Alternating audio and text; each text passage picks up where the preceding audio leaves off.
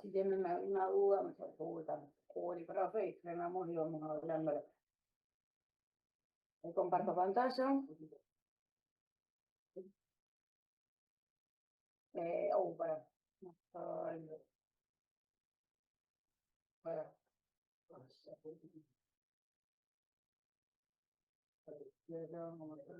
Para. Acá. Ahí estamos, ahí te veo.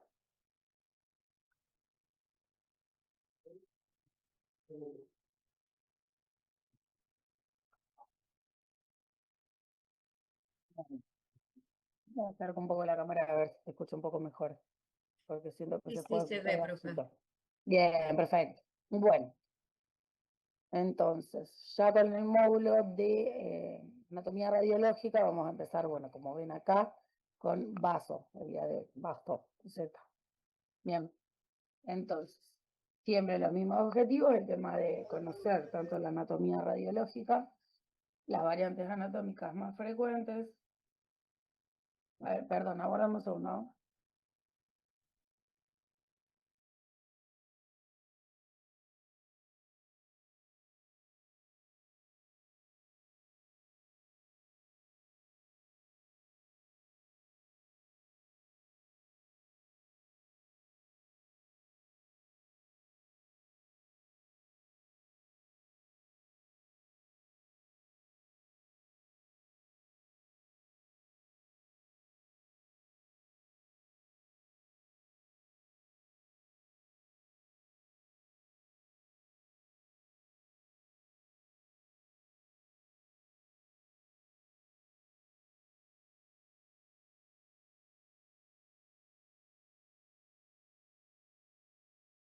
Bueno, ahí estamos de nuevo. Entonces, el tema de tanto la anatomía radiológica, poder reconocerlo en todos los métodos de diagnóstico que nosotros podemos utilizar para evaluarlo y las variantes anatómicas más frecuentes. ¿Sí? De acá en adelante, luego, a partir de tercero, empezamos a ver lo que es lo patológico.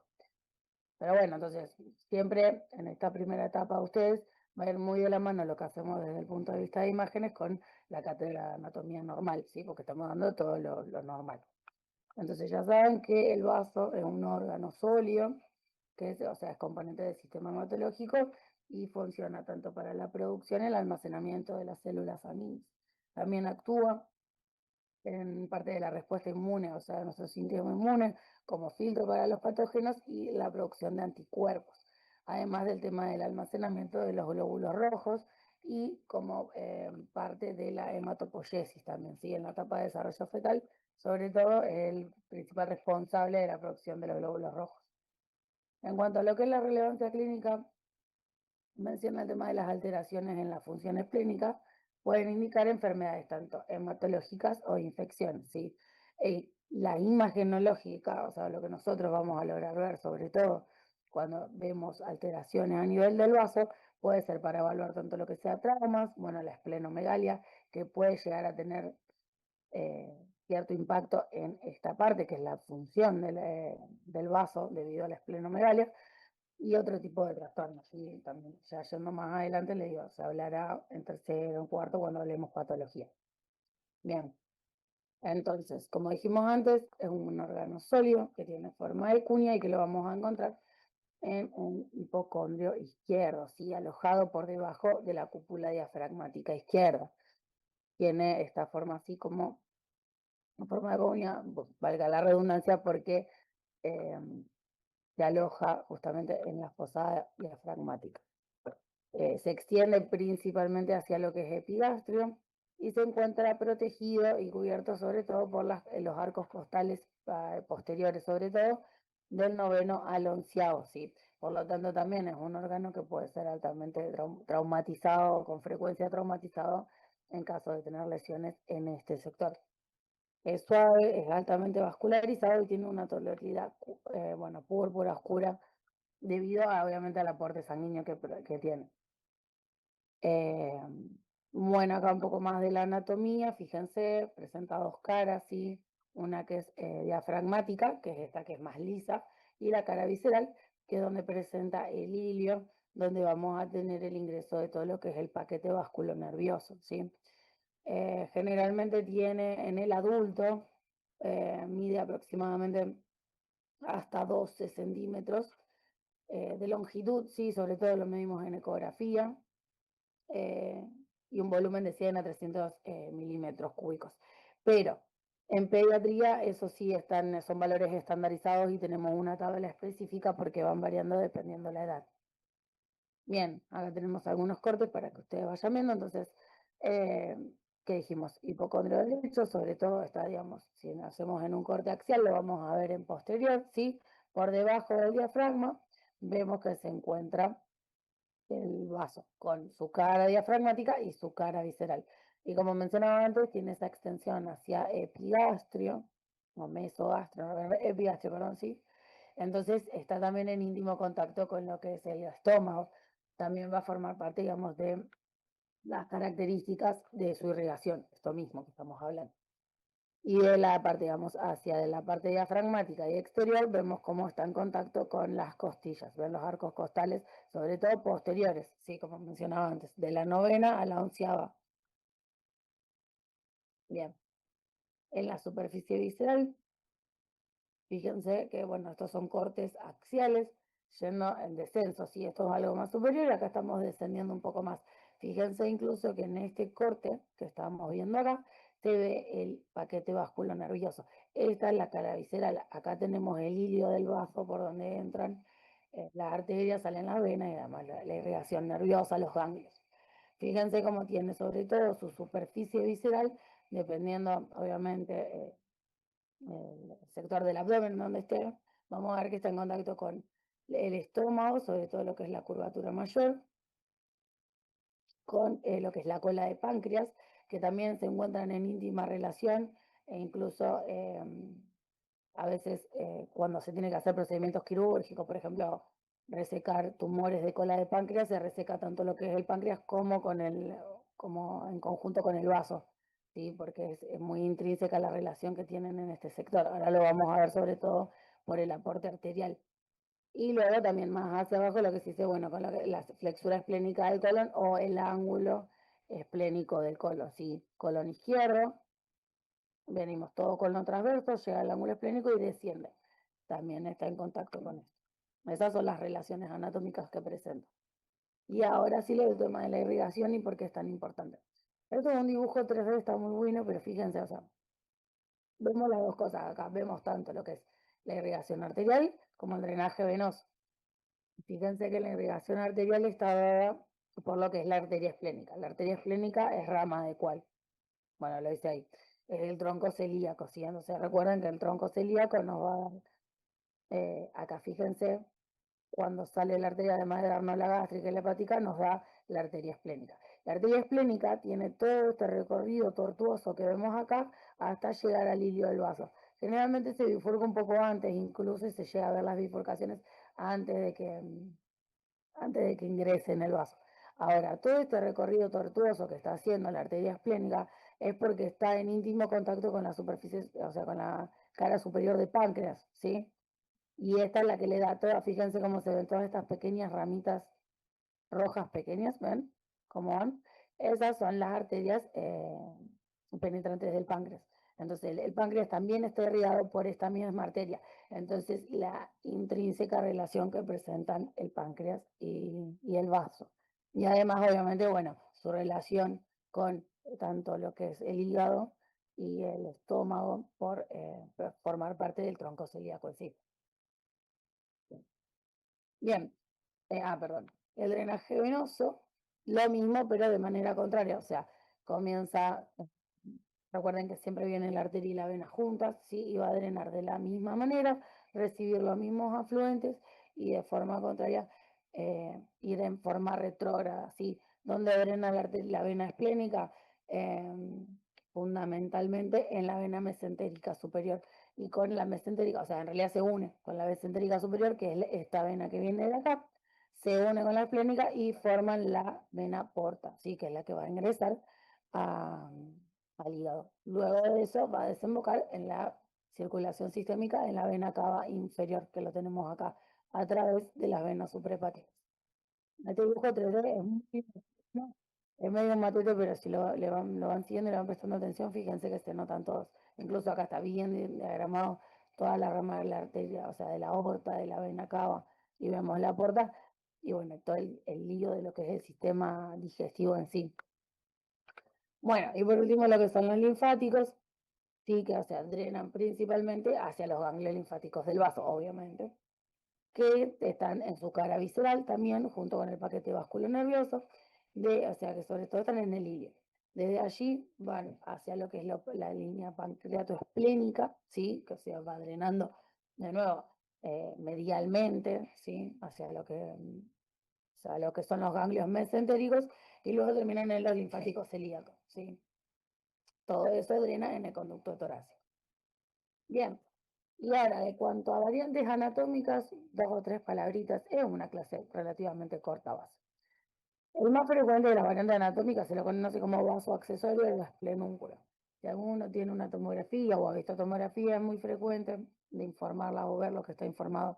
No tiene ninguna implicancia patológica alguna, sino que es como un vaso justamente accesorio a un tejido de la misma densidad que tiene que estar polar, ¿sí? Cercano a lo que es el vaso, y fíjate que tiene las mismas características. O sea, el mismo tejido del vaso, pero quedó como aislado, no forma parte del órgano principal. Presente en el 10 al 30% de la población, o sea que es bastante frecuente, y generalmente se encuentra entonces cerca del ilio o en el ligamento gastroesplénico, que puede ser acá. Nada, puede ser confundido con una masa, por eso es importante saber de que existe esta variable anatómica. Se utiliza mucho también lo que es la medicina nuclear para poder diagnosticarlo. Pero bueno, si ustedes ven una imagen. Fíjense, nosotros tenemos hígado y vaso. Que recuerden que cuando yo les hablaba de ecografía, nosotros comparábamos el parénquima del hígado, por ejemplo. En ecografía se compara el parénquima del hígado con el parénquima renal para ver las densidades, las ecogenesia. Cuando nosotros vamos a hablar hígado y vaso, los tenemos que comparar juntos. ¿Sí? El hígado y el vaso tienen que tener una densidad similar. En este caso, fíjense, un realce similar, y lo vemos y tiene las mismas características, además de tener un montón de características de benignidad, ¿sí? Fíjense que es una masa nodular, delimitada, eh, no se asocia a alteración de la grasa y demás. Pero bueno, hay que saber que, no, que existe esta variante y que no es una metástasis ni nada de eso. Bien. Luego se conoce otra de las variantes, esta es más rara, yo todavía no, por ejemplo, no me tocó verla. Se conoce lo que es un vaso errante o wandering spleen, que es una condición que debido a los ligamentos que tienen que fijar al vaso son más laxos, se genera que este vaso se encuentra en otra parte de la cavidad abdominal, que no es justamente la fosa donde tiene que estar, o sea, no está en hipocondrio izquierdo.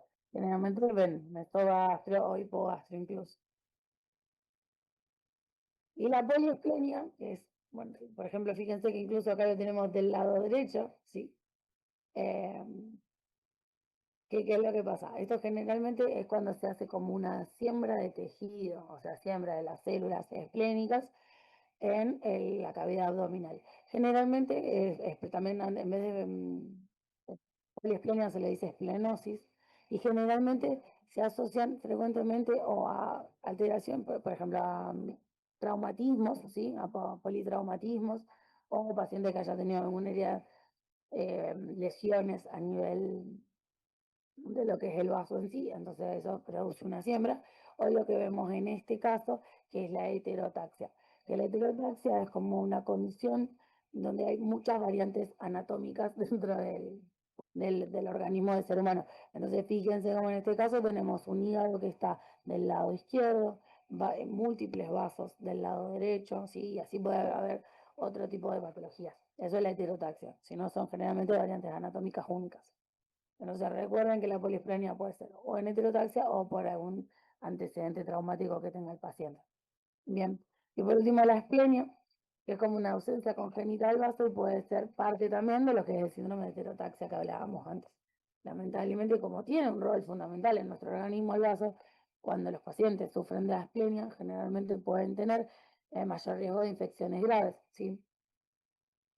Y bueno, como la mayoría de las imágenes con que lo vamos a estudiar, siempre se utilizan varias modalidades y dependiendo cada función.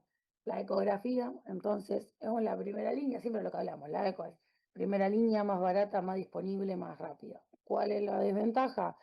Siempre el hecho de que es dependiente de el operador y si hay interposición gaseosa, si el paciente tiene coopera o no coopera, si es muy obeso.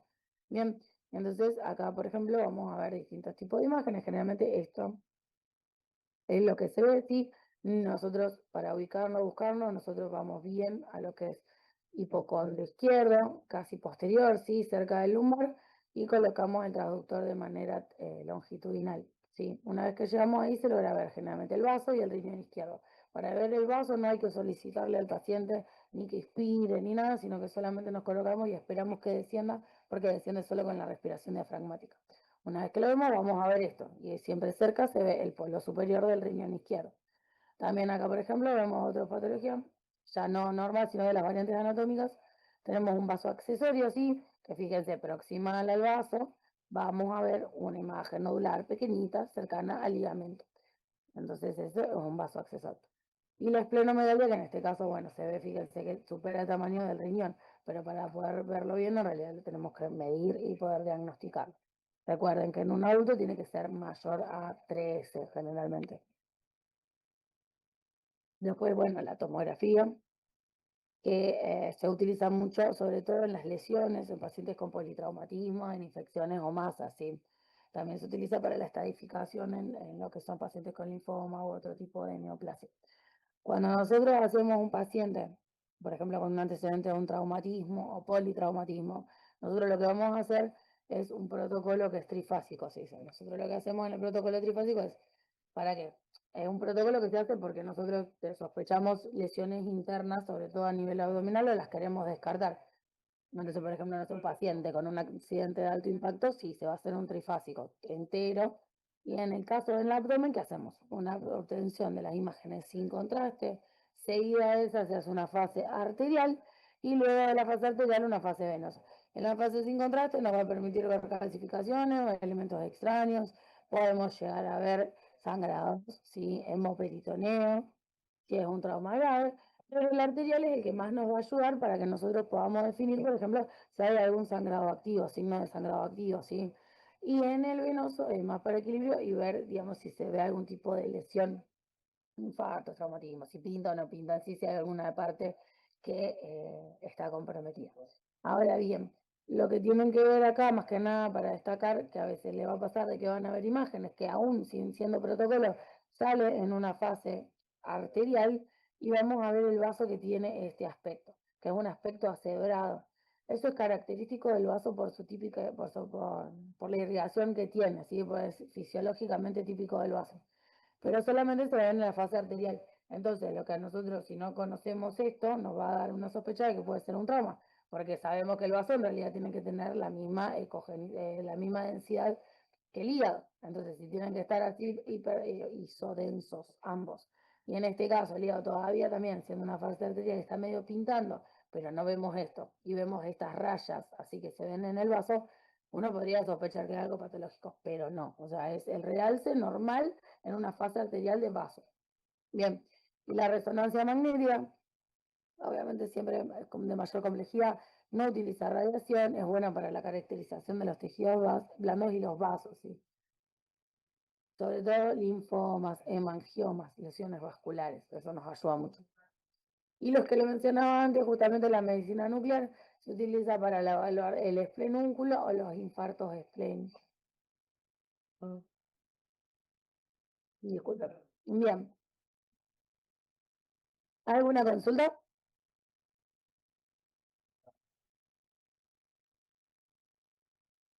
De mi parte no.